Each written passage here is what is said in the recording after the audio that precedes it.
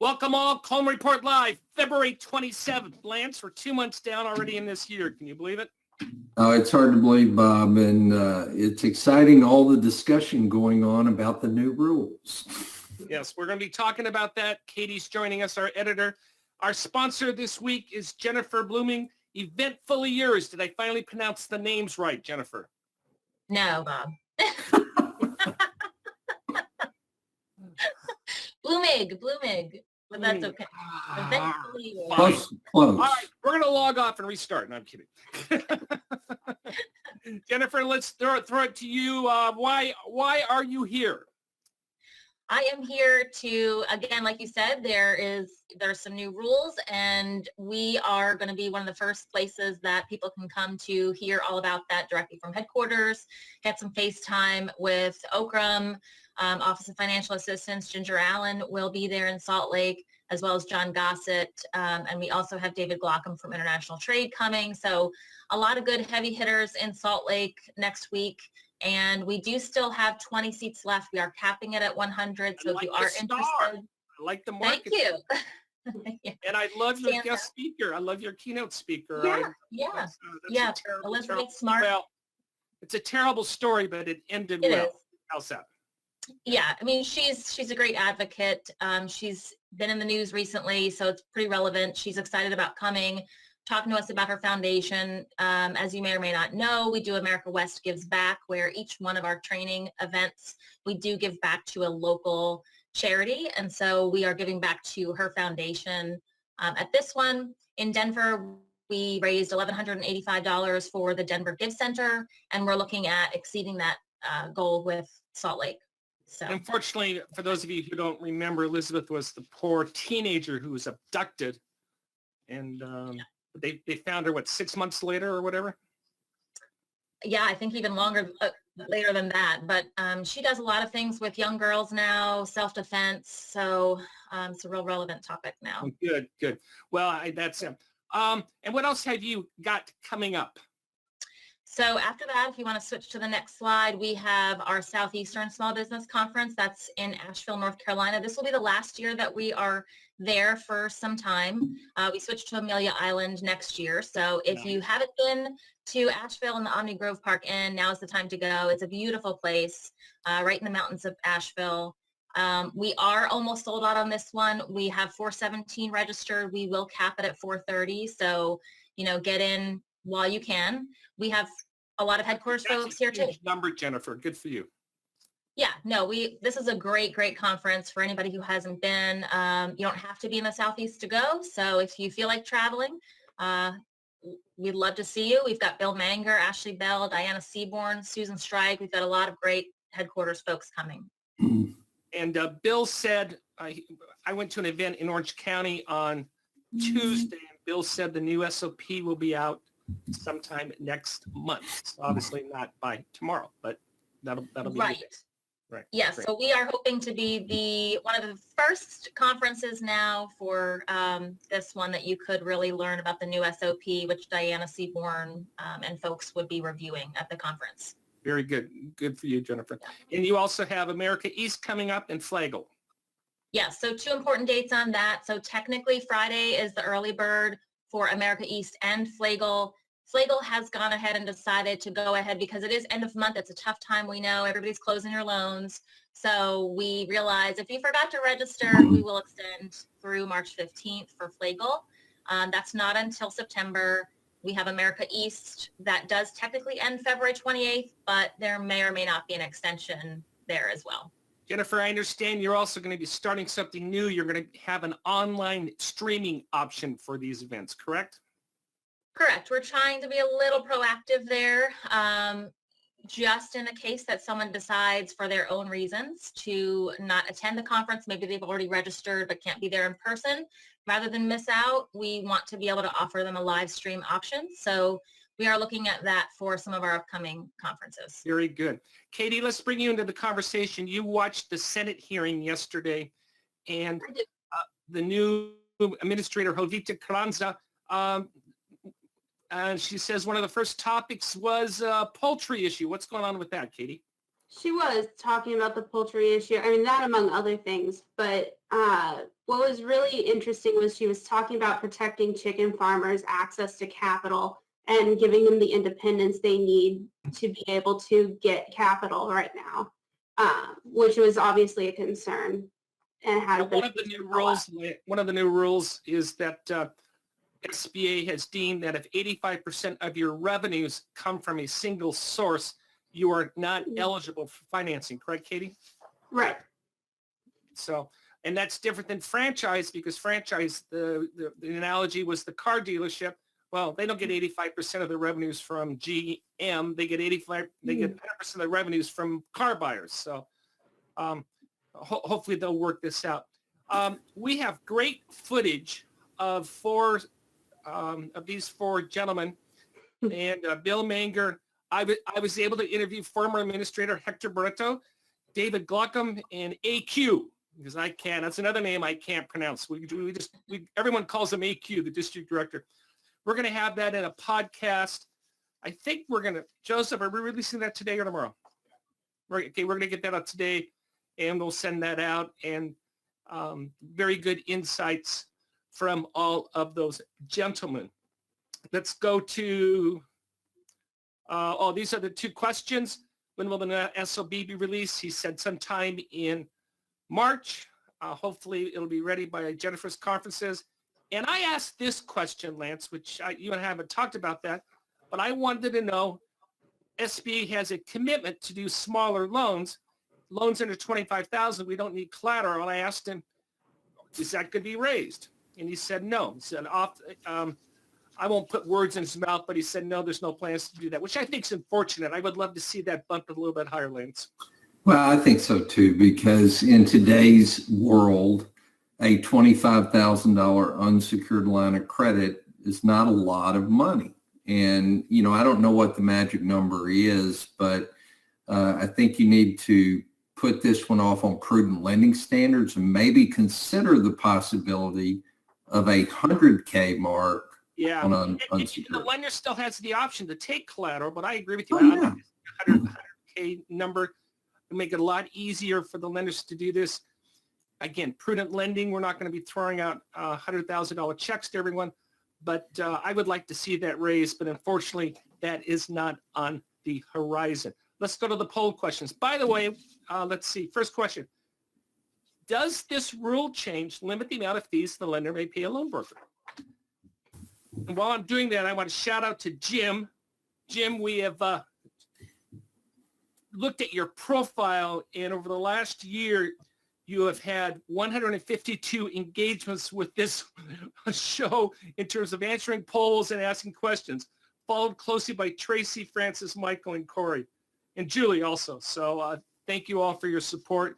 We were able to find that report. Lance, what's the question? What's the answer? Well, the answer is no.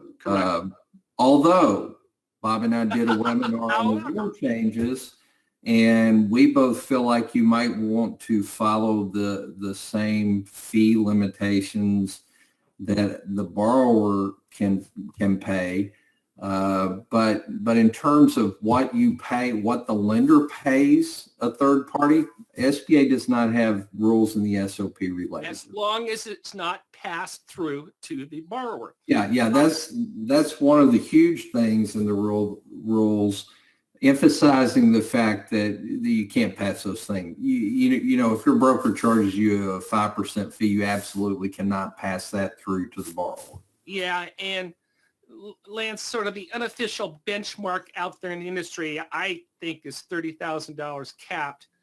But well, that's been in the SOP for a long time, Bob. Several versions, max fee of 30 that the borrower pays. But I think it's relevant when you talk about brokers as well. Now again, I'm not saying that. We're not saying to do that. We're just saying. Not saying you're prohibited, but I'm saying that would be a prudent lending practice. Right. The lender must document the services provided in each loan file, regardless of the amount charged.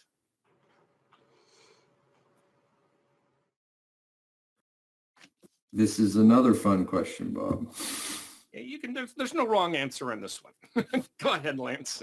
Oh, look at that. You're all right. Go ahead, Lance. Yeah, you're all right. I still think it's prudent to document the services, but the new rule changes talk about the fees that a lender can charge the borrower. And we were informed that someone from SBA stated that you can charge the fee, do the 159, but you don't have to necessarily have the documentation. For loan packaging. For loan packaging fees, correct. My prudent lending practice would still be to document that, at least for the time being. Lance, we've got a question from Joel. It says, it is my understanding from a lender I work with that the regulations controlling its fees to agents and brokers will be enforced by the SBA as of March 11th. Is that your understanding? That is not my understanding. The rule takes effect October 1, but you could start, the lender can do it if they want to on March 11th, but it's not industry practice until October 1. Is my understanding on that correct, Lance? That's also my understanding, Bob. Okay. It's just like the SOP. They'll release the SOP next month sometime, and it'll probably be effective. If you want to do it as of March 11th, the rule very clearly states, and we're having caps on loan packaging fees, and SBA says, hey, you can start doing this as of March 11th, but it's not effective until September 30th, October 1, one of those two dates. Don't hold me to that. And finally, there's a lot of changes to ESOP, and Lance covered this very briefly in the webinar that we had on Monday. Have you made a loan to an ESOP? I'm always interested to see this because the SOP has allowed it. But in my case, I'm right in line. Same as Monday. And the takeaway on this is we did not spend any time on it. There's about 3 or 4 pages in the new rule on how to do it. All that, the 2 takeaways are read the SOP and they've got to be done GP. That's the takeaway that we want to. Yeah, I think the biggest takeaway, Bob, is an ESOP loan does not need to be done delegated authority, that it has to be submitted GP. Okay, very good. Let's go to email questions. Lance, will the personal resource test impact a structure where we have a borrower who owns 15% and is providing the majority of the cash injection? How would you handle that, Lance? Technically, according to the rule, it's 20% or more, but when you have a borrower who's providing a majority of the cash injection, they are the key financial strength of this business, and I would apply the personal resource test to the person with 15% ownership. And you're also going to take their guarantee, I assume. Oh, absolutely. Yeah, and just because they're a 15% owner, that doesn't mean that they can skate. Well, the thing, Bob, you and I talk about this for years. The SOP gives us minimums and maximums. It typically don't give us have-tos, if that makes sense. But if I'm with you, Lance. If it's persons doing majority of the cash injection, unless there's a really, really good, here's what SBA is concerned about. They're concerned that that person has an SBA loan, that 15% owner, and therefore they're not going to be a guarantor on this transaction. But if this 15% already has an SBA loan, and they're gonna call this an affiliation, you're gonna have an ineligible loan. That's my. It's just like, Bob, if I did an SBA loan with one of my daughters who are young and very entrepreneurial, I'd be providing the equity injection. If I were a lender, I'd want my guarantee, and I'd want to apply the personal resource test to me. Yeah. So, and this is one of those. Obviously, the SOP has a lot of gray area. Hey, Lance, great question from Ben, which is, any idea why the interim final rule is taking effect on March 11th, but they're still allowing comments, and it won't go into effect until lenders don't have to comply until the end of the fiscal year? Well, the fun thing about this is Katie and I were discussing this a little bit before today's Coleman Report Live. They took comments, but one of the things that the administrator was getting badgered on was, why are you implementing the rules before the comments? Mm-hmm. Yeah, I saw in this morning's news just all the bankers who are complaining that they thought that they weren't being listened to. Yeah. But Bob, as we both know, and the webinar that we did the other day that will be repeated next week, there were thousands of comments. 4,300. Absolutely. Great questions. Bill asked the question, if the borrower meets the personal resource test, but has personal liquidity that exceeds the amount of the loan, would this comply with the credit elsewhere requirement? So the borrower has liquidity that exceeds the amount of the loan. Depends on the size of the loan. There's a nice little table that we developed for the personal resource test. Loans 350 and under, it's 2 times the financing package, 1.5 times on loans of 350 to $1 million, and 1 times the financing package on loans over $1 million. Let me take a stab at that. My read of this is that this does not, if the meet the personal resource test, you still need to document credit elsewhere. Correct? Oh, absolutely. Yeah, I kind of missed that. Absolutely still have to document credit elsewhere, but personal resource was an area of credit elsewhere that was completely cloudy until the implementation of this, I'm sorry, I was going to say new credit or new personal resource test, Bob. It's almost exactly like the one we used in 2014.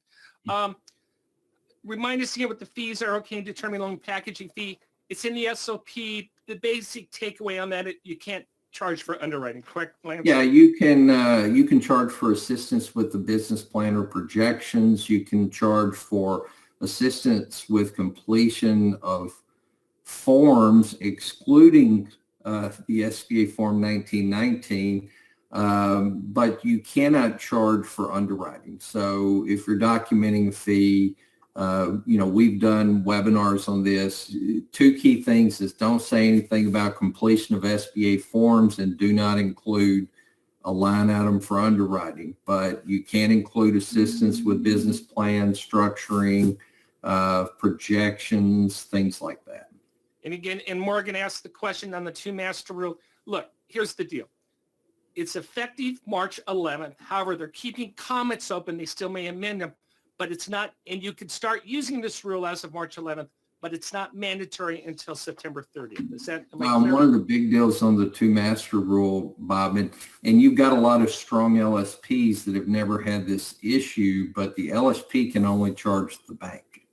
Yeah, well, that's what we have. That's what it's clear as mud. That's why join us next week for the webinar. Hey, let's go with this. Let's go to the question from Kelly on the 2 master rule. Go ahead. Go to the next slide, Joseph. Go ahead, Lance. I'm sorry. Again, basically, we're talking about the 11th. I look at a loan as being done when a loan number is issued. So if you're doing it in SBA 1 or E-Tran, you put the information, you've got a loan number already. The rules that apply in the near future don't necessarily apply to that. But I think it's critical to understand the purpose of having a 2 master rule. SBA has never felt like it was okay for the borrower to be charged by both the bank and a third party like a BDO or some other person providing them service.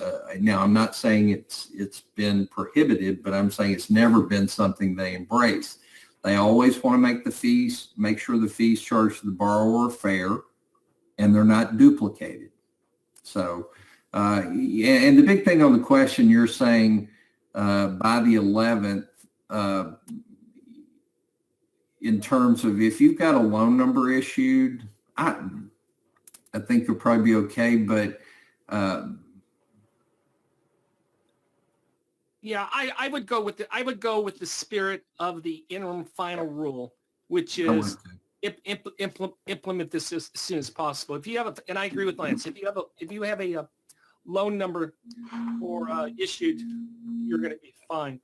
Well, one of the things is make sure you document that, and dates are very clear. because where problems come up in SBA loans is once the loan defaults and you're presenting for a guaranteed purchase and you're sending your information in several years down the road. So make sure you document your file very well. Joseph, we're gonna hold off on John's question until next week. Let's move on. Comments are still open in our webinar. Only 4% of our audience had commented on that. And so if there's something that you don't like or you would like to see changed, that's how you do it. We're happy to do that. Secondary market remains good. I want to bring Katie in here. This is a fascinating article in Bloomberg. Katie, what's this chart show us? Right. So there's some problems with Chinese banks right now with the coronavirus and with the tariffs. It's creating a problem with financing, small businesses in China, which isn't a huge deal for us until it comes to products that we're getting from China. And then it's giving us a little less opportunities to trade and to get things here, and could eventually affect our economy. What I found fascinating is this is Chinese firms, but Lance, I think this would be similar to U.S. firms as well in terms of the cash reserves that they have on hand.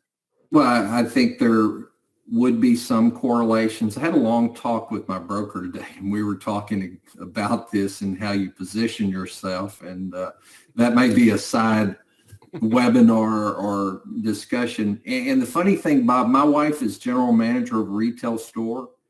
She made an order yesterday, and the manufacturer, or not the manufacturer, the wholesaler said that it would be delayed up to 2 months because of the coronavirus issue in China. Yeah, and we're not going to hop on that the media bandwagon of scaring everyone on that. Other than we all read the news, we all know what's going on, and we just need to be aware. That's all that I'm saying. Real quick, tell us about Fraud Friday, Katie. So in Maryland, a federal grand jury has indicted the former CEO and president of Cecil Bank, Mary Hasley. What she did was she saw that there was a foreclosed upon home that her bank was acquiring, and she saw the she saw the price that they were asking for it and decided that she would like it herself. But because she's part of the bank, she wasn't allowed to do that. So she reaches out to what was his name? Daniel Whitehurst, who's an employee of a real estate development company, and offered him a exchange. If he was the straw purchaser then for this house, then she would give him a $650,000 line of credit.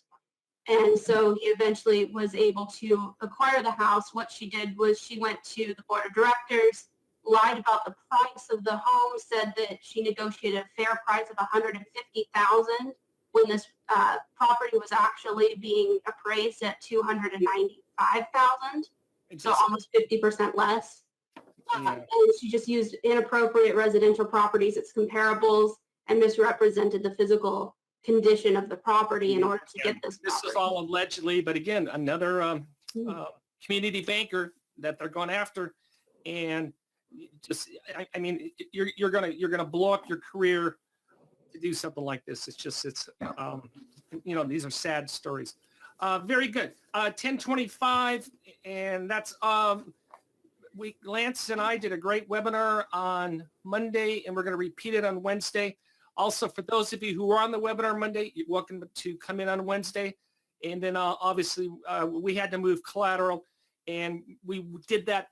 We were going to do a waiting for the new SOP and see if there's any changes on that. Jennifer, we'll give you the last word. Okay. Well, don't miss your webinar next week because we will be on it from America West live again. So in Salt Lake City. Very good. Thank you all for joining us. Have a nice weekend. We'll talk to you next week. Have a good weekend.